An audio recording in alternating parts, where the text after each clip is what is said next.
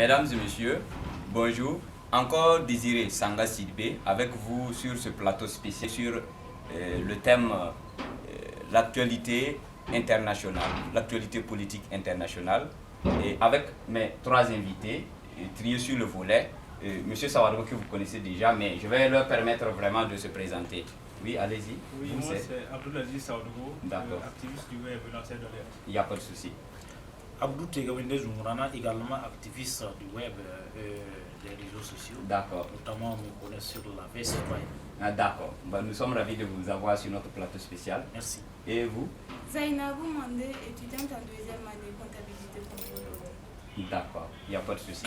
Donc, comme je l'avais si bien dit, la question est de critiquer de façon intelligible et intellectuelle, bien entendu, l'actualité internationale, l'actualité politique. Et sans tarder, nous allons permettre à M. Sawadro de donner, en fait, de faire une vue, une analyse panoramique, en fait, de la situation, de tamiser le terrain avant que nous continuions. M. Sawadro, la parole est à vous. D'accord.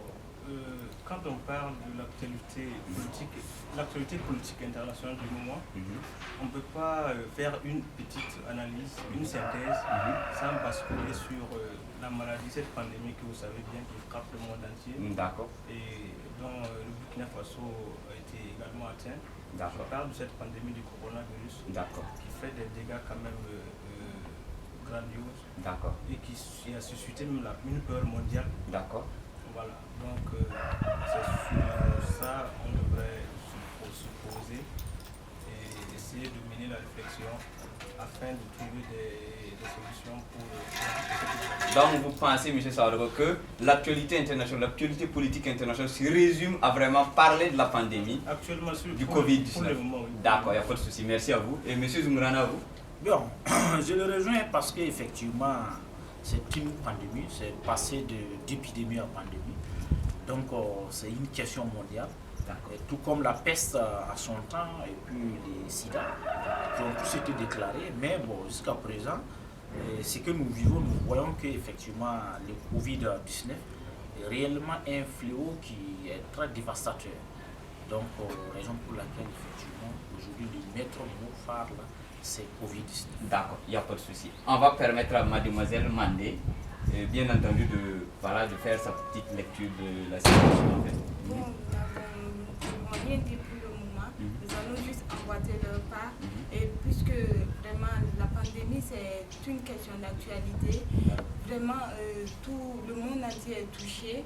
Et vraiment, il va de soi de d'abord parler de cette pandémie avant de toucher, puisque cette pandémie touche un peu tous les côtés du monde, tous les volets. D'accord, il n'y a pas de souci. On vous remercie. Mesdames et messieurs, comme vous le voyez, nos débatteurs sont unanimement d'accord sur la question de la politique internationale actuellement, qui est beaucoup plus guidée par l'avènement de cette pandémie, le Covid-19, en fait. Bon, nous allons aller dans le vif du sujet en abordant la politique même internationale. Vous pensez que non, la politique internationale à l'heure actuelle est menée en fonction de ces exigences sanitaires-là? Monsieur Sawadro. Absolument. Quand tu regardes l'actualité partout dans les médias du monde entier, ça ne fait que parler du Covid-19. D'accord. C'est la lettre C qui domine le monde. C'est Corona, c'est Covid. D'accord. Si tu vois, ça dit que partout, ça travaille dans les laboratoires, ça travaille de partout. Tous les chercheurs sont à pied dehors pour chercher à vaincre cette maladie. D'accord. À travers, comment on appelle ça, la recherche d'antidotes, de vaccins. Donc voilà. Donc le monde entier est orienté, accentué sur cette maladie pour chercher des solutions. Mais il y a des pays beaucoup plus touchés que d'autres. Est-ce que ces pays ne basculent pas dans la gestion d'autres affaires politiques ou bien d'autres affaires touchant même à la vie de l'État que vraiment à la question sanitaire? Non, quand tu parles de toucher d'autres affaires, moi je n'ai pas conscience de cela parce que je parle en fonction de ce que nous vivons dans l'actualité du monde entier. Par contre, ça parle du corona. Dans tous les pays, l'Italie, les États-Unis, la France, même dans les pays d'Afrique, ça parle du corona. Donc pour vous, tout est corona? Tout est corona. D'accord. Monsieur Zumurana, partagez-vous son avis? Bon, abondant dans le même sens, je dirais que bon, c'est une faillite mondiale, hein, parce que au début, les gens pensaient que c'était uniquement chinois, même le président américain qualifié du virus chinois. Mais par la suite, ils ont fini par comprendre que le virus est mondial. Mais moi, je vois c'est une responsabilité internationale qui n'était pas engagée. Au niveau international, ils n'étaient pas engagés. Parce qu'au début, on a vu que les Européens évacuaient leurs ressortissants. Et c'est par là que le colis est entré en Europe. Ils auraient dû les confiner en Chine. Mais les Européens ne se sont pas souciés de ça. C'est comme dans les crises, dans les guerres que nous connaissons, un pays qui est, par exemple, un pays subsaharien, en Afrique subsaharienne, qui sombre dans le terrorisme ou dans la rébellion. Bon, ils appellent à tout, même les organisations multinationales. Oui, mais les personnes non nécessaires et évacuées automatiquement. Tout à fait. Oui, monsieur Zoumrana, mais dans ce cas, que faites-vous de la protection diplomatique en fait des ressortissants? Puisque c'est sur cette base que les pays ont évacué leurs ressortissants. Oui, je l'ai dit, mais au cas où même il y a souvent des personnes non nécessaires, on n'évacue pas les diplomates. Les diplomates restent toujours en place. Donc, si le diplomate peut rester en place, il fallait confiner tout le reste aussi en Chine. D'accord. Sinon, on n'aurait pas à en arriver à ça. Il n'y a pas de souci. On va permettre à M. Savargo de dire un mot sur la protection diplomatique. Face à ce qu'il dit, bon, il y a une part de vérité dedans, oui. Mais moi je pense que face à une pandémie aussi terrible que le coronavirus, quand on voit ces ressortissants dans un pays qui est touché par la maladie, la moindre des choses c'est d'assurer leur protection. D'accord. Voilà, en les évacuant. Mais maintenant, ce qu'il dit, je dis qu'il y a une part de vérité dans ce qu'il dit, oui. Parce que il faut les protéger. Il faut les protéger. Mais vous pensez que c'est sur place ou bien c'est dans leur pays d'origine? Oui, il a parlé de les protéger sur place à travers un confinement. Ça, ils auraient dû le faire. Ça, c'était une hypothèse qu'ils devaient prendre en compte. Mais malheureusement, ils n'ont pas opté pour cette option. Ils ont évacué. Mais maintenant, je ne sais pas. Est-ce que la maladie est passée par là-bas pour entrer dans les pays? Vous l'ignorez. D'accord, il n'y a pas de souci. Et M. Zoumrana, vous avez quelque chose à ajouter? Non, parce que je n'ai pas terminé, puisque vous parliez tantôt de choses, puisque rien que hier, il y a des experts français qui sont penchés là-dessus par rapport aux pays africains, surtout au niveau des pays subsahariens. Que des pays, et encore, ils ont même mis l'accent sur les pays du Sahel. Il y a des pays qui risquent, des pouvoirs qui risquent de sombrer, risquent de perdre leur pouvoir à cause du coronavirus. Parce que les uns et les autres diront qu'ils ne gèrent pas bien. Et il y a tellement la fermeture du marché ou autre en pagaille, bon, sans des mesures conséquentes. D'autres chercheurs, ils ont mis, ça fait une centaine de pages qu'ils ont mis en ligne. Donc, le coronavirus, il faut le prendre au sérieux. Oui, mais à l'heure actuelle, les mesures prises par exemple par la majorité des pays contaminés, voilà, et sont-elles en fait, disons, efficaces quant à la lutte même contre la pandémie, à votre avis? Bon, les gens sont en train de connaître, même d'étudier toujours la maladie. Donc, on ne connaît même pas toujours les tenants et les aboutissants du virus. Ce qui fait qu'à l'heure actuelle, on peut encourager tous les pays, en tout cas qui ont pris des mesures. Mais à l'heure actuelle, on ne peut pas se dire que ces mesures-là sont à 100% efficaces parce qu'on ne connaît même pas la maladie. Rien que dans la semaine, on nous dit que même étant guéri, on peut porter toujours des signes pendant 21 jours. On peut recontracter la maladie. Oui, on peut recontracter la maladie. Et d'autres encore peuvent toujours circuler avec des séquelles. Donc, ce qui fait que on n'a pas fini, en si peu de temps, on ne peut pas connaître, en tout cas, la capacité dévastatrice de ce virus. De ce virus-là. Donc, on ne fait que estimer en fait. Estimer. Et M. Savargo, que pensez-vous des mécanismes et des mesures vraiment de confinement, des mesures de lutte contre ce virus-là? Bon, moi, j'abonde vraiment dans ce sens-là, mais à moitié. Parce que toutes les mesures qui ont été prises, je parle spécifiquement des pays africains, ça a été en imitation avec d'autres pays de l'Occident. Non, bon, vous pouvez en comparaison évoquer, disons, les mesures aussi occidentales. Les mesures, on parle du confinement, on parle des mesures d'accompagnement. D'accord. C'est-à-dire que les mesures d'accompagnement ont été imitées par d'autres pays africains, bon, pas les pays africains à moitié, qui ont annoncé avoir pris des mesures, notamment en ce qui concerne l'accompagnement comment on appelle ça, des commerçants, des foyers qui sont les plus vulnérables. Oui. Voilà, donc c'est des mesures qui sont assez salutaires, mais pas des mesures qui vont permettre de vaincre la maladie. D'accord. C'est une mesure d'accompagnement face au calvaire que vivent les populations. Tout à fait. Donc, vous aurez préconisé des mesures qui vont à l'encontre, en fait à l'encontre de la lutte. Justement, moi j'aurais aimé que les chefs d'État africains annoncent à leur peuple de serrer les ceintures, leurs dents, de faire un don de soi. On allait utiliser ces budgets-là pour accompagner la recherche scientifique. Donc, maximiser sur la recherche. C'est votre maître mot. C'est notre maître mot. D'accord. Et vous, mademoiselle, je suis d'accord avec ce que M. Savadou vient de dire. Mais moi, je proposais encore plus. Pourquoi ne pas aussi accompagner la population avec, par exemple, on nous dit de nous laver les mains à chaque fois avec du savon, de l'eau et du savon. Donc, les mesures de prévention. Pourquoi ne pas octroyer, par exemple, ces savons à la population? D'accord. Donc, selon vous, l'État doit jouer ce rôle humanitaire et social là. Monsieur Zoumrana, qu'avez-vous à dire sur ce point-là? Sur ces points, je partage son avis. Comparativement, les pays africains, je dis qu'ils se laissent toujours à la traîne. Parce que c'est du copier-coller, nous voyons. Comme c'est du copier, puisque même par exemple ici, moi je ne vois même pas l'intérêt de ce que vous faites. Parce qu'on peut se contaminer, on nous dit qu'on peut se contaminer dans la journée, mais pas dans la nuit. Pas dans la nuit, oui. Donc, généralement, on ne sort même pas la nuit. C'est un paradoxe. C'est un paradoxe. Voilà. D'accord. Donc, vous dites tout à l'heure que c'est un paradoxe. Et vous pouvez nous expliquer en quoi ces mesures-là n'ont rien à voir avec nous, nos réalités? Ça n'a rien à voir parce que l'Africain, bon, je parle spécifiquement du Burkinabé. Le Burkinabé est quand même difficile. Il est intenable. Le Burkinabé est quand même têtu, si vous me permettez. Je disais tout à l'heure de ne pas faire la lecture vraiment de la situation nationale. Le Burkinabé est têtu parce qu'on ne peut pas comprendre qu'une mesure soit prise par le chef de l'État et qui n'est pas respectée. Ok. D'accord, je dis que le Burkinabé est têtu parce que le président du Faso a fait un communiqué. Bon, ça dit que l'annonce a été faite. Le couvre-feu était instauré à partir de 19h. D'accord. Et dès les premiers instants, même le premier jour même déjà, le lendemain on voit sur les réseaux sociaux que des gens ont été frappés, matés. Bon, mais je ne comprends pas. Tout le monde d'ailleurs, ça s'est passé sur les radios, sur les ondes, partout. Ça dit que le monde s'est passé. D'accord. Mais pourquoi des gens sont toujours dehors au-delà de 19h? D'accord. Ça, il faut le comprendre. Ça, c'est peut-être un problème qui est né avant. C'est un problème d'éducation.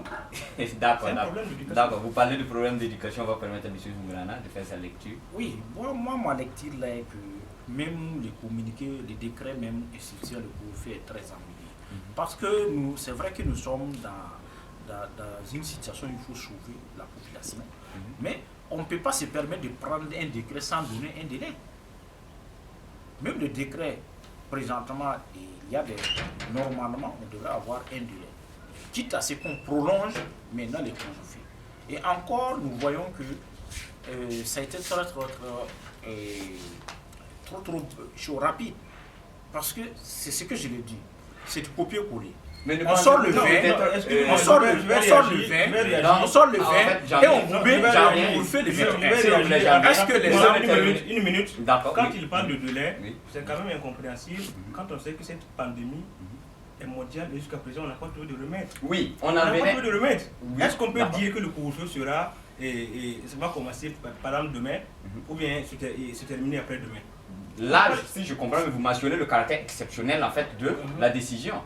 Ça veut dire que le décret avait vraiment sa raison d'être parce que la situation l'exige. Est-ce que vous me comprenez? Il dit qu'il n'y a pas de raison qu'on sort un couvre-feu sans délai. Sans délai. La pandémie, on n'a pas d'abord trouvé de vaccin. Il n'y a pas de remède. Et au Burkina, on n'a pas dit qu'on a trouvé un vaccin contre la pandémie. La pandémie ne s'est pas arrêtée au Burkina. Le couvre-feu, c'est une mesure pour éviter les rassemblements la nuit. Genre dans les maquis et les graines de thé. Ça dit que les points de rassemblement. Est-ce qu'on peut dire que le couvre-feu commence aujourd'hui, s'arrête demain? Est-ce qu'on sait que la pandémie va s'arrêter demain? Tout à fait. Absolument. Raison pour laquelle, ce qui m'envoie vous poser la question en fait, de savoir si vous trouvez que le manque de terme d'entrée en vigueur, par exemple, du décret, là, du présent décret, décrétant bien entendu le couvre-feu de 19h à 5h, serait plus commandé par le caractère exceptionnel même en fait de la situation. Bon, là, on est en train de basculer sur notre débat. Parce que moi, je ne parle pas de la légitimité D'accord. du coup d'État instauré. Parce que il a parlé tantôt d'une mesure que la nuit, bon, selon son raisonnement, c'est comme si le gouvernement nous disait que la nuit, les gens pouvaient se contaminer la journée non. D'accord. Sur cela, en tout cas, je lui donne raison. Il faut le confinement. Mais est-ce qu'on a les moyens pour se confiner? Rester à la maison et pas sortir. Voilà le résultat. Et les mesures d'accompagnement, vous les rangez dans quel... Les mesures d'accompagnement, bon, c'est en fonction de nos moyens que le président du FASO s'est exprimé avant-hier ou hier. Il a fait des annonces quand même qui étaient un peu salutaires. D'accord. Il a fait des efforts, même si ce n'était pas trop suffisant. C'est en fonction de nos moyens. De nos moyens. C'est les Burkinabés qui ont travaillé pour que le Burkina Faso ait ce budget et cette photo. D'accord. Et si le président a pris ses dispositions, moi je dis que c'est en fonction de nos moyens. Il y a M. Zungrana qui n'est pas totalement, tout à fait moi, je reviens par rapport d'abord même à la manière même d'abord. Parce que je dis que on se demande même si les dirigeants et d'autres personnes qui ne croient pas là, est-ce qu'ils ne sont pas la même chose? Parce que ici, au tout début, c'était le groupe Karambiri qu'on nous a annoncé. Tout à fait, oui. Mais qu'est-ce que le gouvernement a fait? Le gouvernement s'est contenté seulement d'empêcher les organisations, les manifestations qui requièrent une autorisation. Et ça coïncidait également avec un mouvement syndical qui protestait contre l'UTS. Oui. Donc on se demandait est-ce que le gouvernement n'a même pas importé le Covid pour pouvoir même. Oui, au début, personne même ne croyait. Moi-même, personnellement, je ne croyais même pas qu'il y avait le Covid au Burkina. Parce que les mesures prises là devraient être ensemble. Que ce soit le couvre-feu, la fermeture des marchés, la mise en quarantaine et la fermeture des frontières. Si on l'avait fait au début jusqu'à présent, moi je pense qu'à l'ère là, on ne devait pas y être là. Donc, ceux qui allaient mourir, ceux qui vont guérir, vont guérir, et que le peuple allait peut-être maintenant continuer. Mais on nous a chanté qu'on ne peut même pas fermer les frontières. Vous avez parlé tantôt de complot, et excusez-moi. Son hypothèse, c'est quand même une audace, il ne faut pas écarter, même si je ne suis pas d'accord avec lui. Moi, je ne vais pas parler de complot, mais moi, je parle d'un manque d'anticipation, de la négligence. La négligence, tout simplement. Parce qu'on a appris que le Covid fait effet partout dans le monde. D'accord. Et à partir du moment où le Burkina n'avait pas enregistré ne serait-ce qu'un seul cas, il fallait prendre des mesures rigoureuses pour stopper. Ouais, empêcher cette maladie de traverser nos frontières. Absolument. Oui. Comment se fait-il que tout le gouvernement soit contaminé? Comment se fait-il? Oui, non, c'est un gouvernement qui a la soude oreille parce que les journalistes et les lanceurs d'alerte, nous les avons interpellés par rapport à la disposition mise à l'aéroport international de Ouagadougou. D'accord. Ils ont dit que la disposition est efficace. Mais comment ça s'est fait que le groupe Karambiri qui est rentré de Mulhouse est contaminé et on n'a pas détecté ça à l'aéroport pour les confiner? D'accord. Parce que c'est le principal foyer au Burkina. Le premier foyer c'était le groupe Karambiri. Après ça c'était les foyers diplomatiques. Donc eux qui parlent des foyers diplomatiques parlent du gouvernement. D'accord. Oui, on va permettre à mademoiselle de donner son point de vue. Et la question est de savoir là, est-ce que les mesures prises par l'État burkinabé ont été efficaces depuis la déclaration universelle de la pandémie, par l'OMS bien entendu? Bon, je ne vais pas accuser notre gouvernement. Bon, je vais parler en général. L'Afrique tout entière, nous avons été négligents face à cette pandémie. C'est pour ça qu'aujourd'hui nous en souffrons. Je ne jette pas la faute sur quelqu'un, sur une personne, mais je vais juste compris seulement pour la santé. D'accord. Donc vous êtes beaucoup plus religieuse par rapport à l'éradication de la maladie. Non. Et une position vraiment... Ce que je dis, c'est que la faute appartient seulement aux Africains. D'accord. Donc vous dites que non, c'est ensemble qu'on devait travailler de synergie à mettre en place des mesures adéquates. D'accord. C'est que Madame Pougoni là, une prière ne peut pas ça. Nous, ne peut pas contre le Covid. D'accord. Une prière ne peut pas contre le Covid. Puisque nous avons même vu, même avec les touristes, qu'est-ce qu'on n'a pas? D'accord. Tout est fermé. Oui. Même avec les touristes, ils ont fait des prières ici. D'accord. Ils ont même invité d'autres personnes, d'autres religieux, Maliens et autres, ils ont fait des prières. C'est inutile. Ici, le Covid n'est pas un problème religieux, mais un problème de science. Voilà, on vous remercie, mademoiselle Mandé, monsieur Zungrana et monsieur Sawadogo, pour votre merveilleuse attention. C'était là le plateau spécial sur l'actualité internationale, bien entendu la lutte en fait contre le corona, le Covid-19 qui sévit. Et on vous remercie pour votre brillante attention.